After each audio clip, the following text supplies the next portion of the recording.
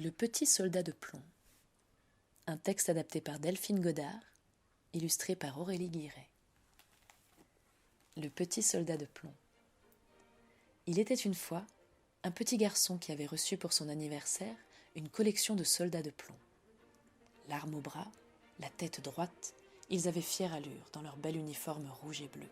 « Moi qui ai toujours rêvé d'avoir des soldats de plomb !» s'écriait le petit garçon en ouvrant son cadeau. Tous les soldats se ressemblaient comme deux gouttes d'eau, sauf un qui n'avait qu'une seule jambe. Le fabricant l'avait fondu le dernier et il ne lui restait sans doute plus assez de plomb. Il se tenait cependant sur son unique jambe, aussi fermement que les autres, et c'est à lui, justement, qu'arriva cette histoire. Sur la table où l'enfant avait aligné ses soldats, il y avait beaucoup d'autres jouets. Le plus ravissant était une petite danseuse en carton. Elle portait une large jupe et en guise d'écharpe, un étroit ruban bleu sur lequel scintillait une paillette. Elle levait une jambe en l'air, si haut que notre soldat ne la voyait même pas. Et il crut que, comme lui, la petite danseuse n'avait qu'une jambe. « Comme elle est belle !» se dit-il. « J'aimerais tant l'épouser, mais d'abord, il faudrait que je fasse connaissance avec elle. » Il s'étendit de tout son long derrière une boîte à musique qui se trouvait sur la table. De là, il pouvait admirer la petite danseuse qui continuait à se tenir debout, sur une jambe, sans perdre l'équilibre. Le soir, le petit garçon rangea tous les soldats dans leur boîte, tous sauf notre petit soldat qui s'était caché. Puis, les gens de la maison allèrent se coucher. Alors, les jouets se mirent à s'agiter et à jouer.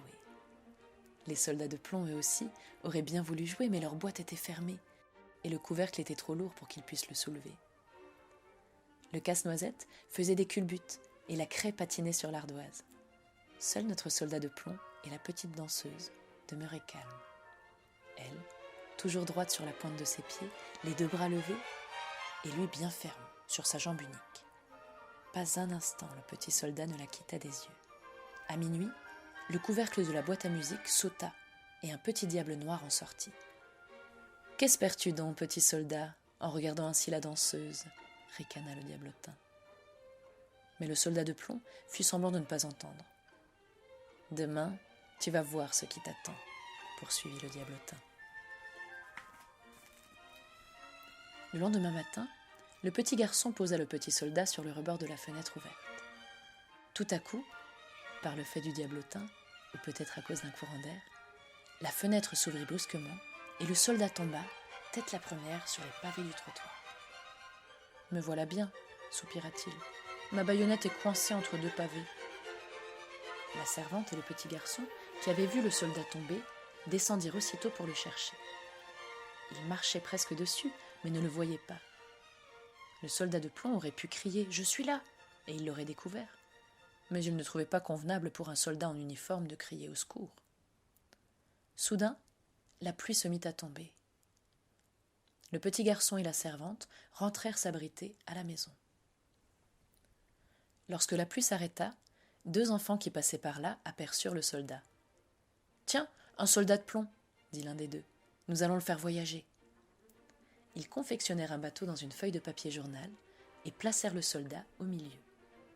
Il descendit à vive allure le ruisseau du caniveau, les deux garçons courant à côté et battant des mains. Puis, le bateau fut emporté dans les égouts.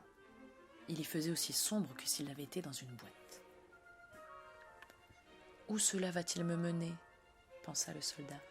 « Si seulement la petite danseuse était assise à côté de moi, dans le bateau, j'accepterais bien qu'il fasse 2 fois plus sombre. »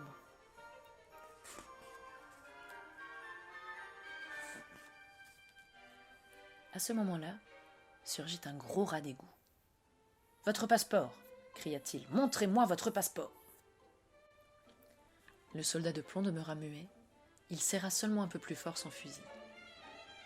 Le bateau reprit sa course, poursuivi par le rat.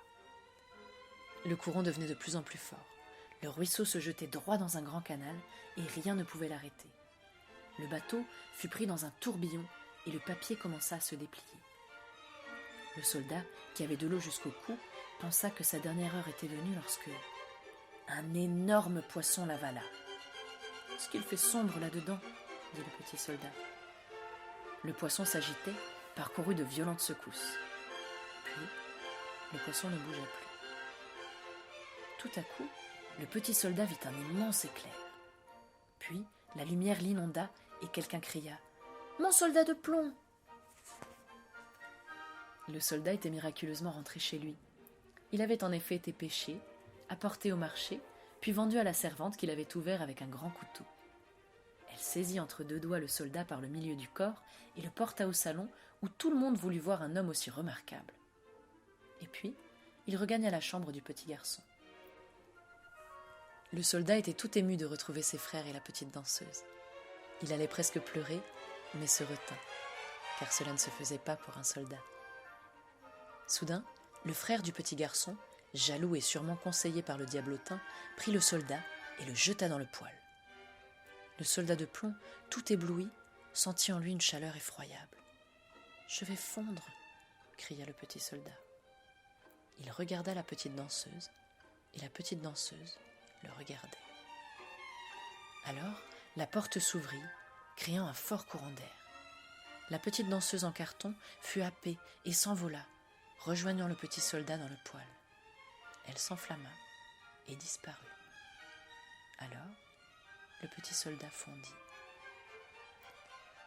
Lorsque la servante, le lendemain, vida les cendres du poêle, elle y trouva un petit cœur de plomb et la paillette, toute noircie, qui ornait l'écharpe de la danseuse.